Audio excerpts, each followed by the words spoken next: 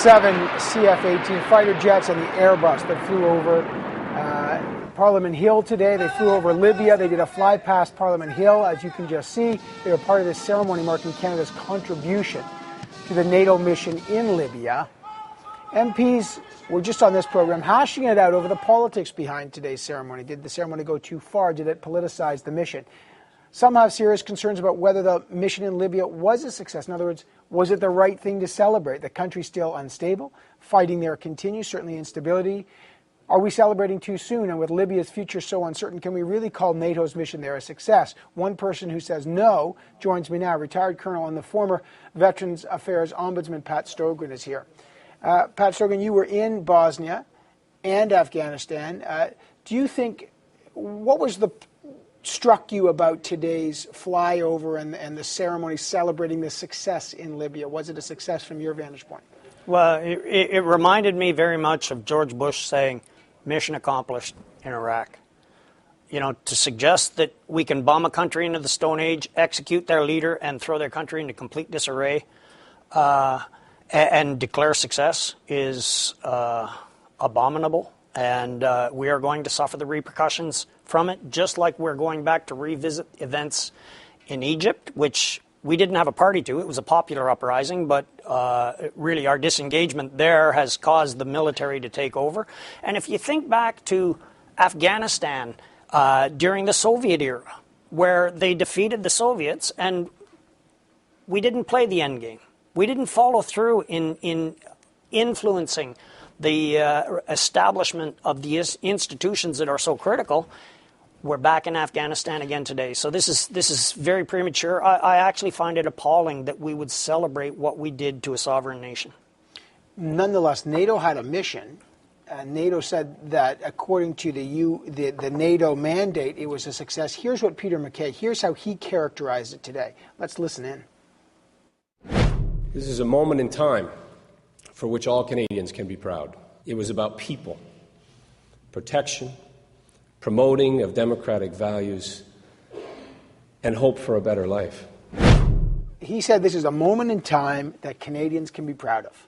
Oh, and we should be very proud of our Canadian forces. You know, I don't want to detract from the professionalism of Chuck Bouchard, the entire Canadian Air Force, and the entire Canadian forces in supporting operations over there. What we really have to question are our leaders, who are so short-sighted as to suggest that Libya today will not be our Afghanistan of tomorrow.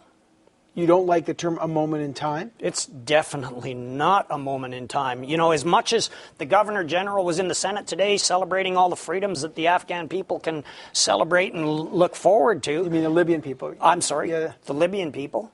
They're living in fear right now that their country will have, much like post-Soviet engagement in Afghanistan, the Taliban coming in with their own version of Sharia law, civil war, or certainly you can bet your bottom dollar today that crime is running rampant in that country. But it raises questions. Look, NATO didn't want to get involved in a nation building. They didn't want to put troops on the ground, but they wanted to protect civilians from Gaddafi. The man was killing his own civilians. No longer is. Their point is, that's the mission. We'll leave it to Libyans to rebuild their own country. But we had a responsibility to protect, and we did that. Is that not success? We didn't do that. It didn't end. It wasn't an instant in time. None of this is an instant in time. It's a continuum. And we are living the after effects of the Soviet engagement in Afghanistan in the 1980s. In other words, once you go in, you have to stay in? Is that your point? Oh, you have to be there to shepherd them through all of the redevelopment and institutionalizing of the nation that is so important. We've been 10 years in Afghanistan. Would you say I rest my case. But would you say the same would have to happen in a place like Libya? Let's go back to mission accomplished in Iraq, where they bombed a country into submission, they had too few troops on the ground, and they wanted to get out of there as fast as they possibly could, and they executed the leader and dismantled the government. How is that different from Libya? One example. The Libyan leadership doesn't want troops on the ground there. They don't want foreign troops on the ground the way they are in Afghanistan. They haven't requested it. Very different. Afghanistan did. Of course they aren't. And the so-called Libyan leadership of today is the Libyan leadership that we decided not to demonize for the time being. And let's see where this goes. Let's see where the Sharia law comes. Let's see whether or not all of the megalomaniacs who were attacking the government of the day, and, you know, we all thought that they were wearing the green jersey on the rebel side, and they were one cohesive unit that NATO was providing fighter ground attack to. Let's see if they all come together and support this government that we like to hang our hat on. One person we've talked about here is Mr. Belhaj. He was a former rebel in Libya. He ended up fighting in Afghanistan alongside, frankly, Al-Qaeda. He was rendered back to Libya by the CIA. Now he's the head of the biggest Tripoli force on the ground in Tripoli. He will be a member of the government. Is he a guy that you're worried about? He's another warlord. I don't know. You know, I'm not in charge. I wasn't blessed with the opportunity to command troops in that area. But let's look back at history. The other warlords that were involved, is he going to divulge any of or devolve any of his power base in that country?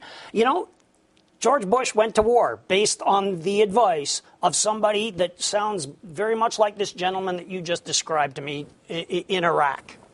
And now we're apologizing. So today, just your takeaway as a veteran, when you watched today, your takeaway message was what? Oh, I'm very proud of the job the Canadian Forces did, but I'm very guarded at the future and whether or not this is really providing for the security of my kids and my grandkids. Too early to celebrate in your mind? Much too early. All right. That's a different view of what happened today from the former Veterans Affairs Ombudsman, Pat Storgan. Appreciate your views today. Thank you.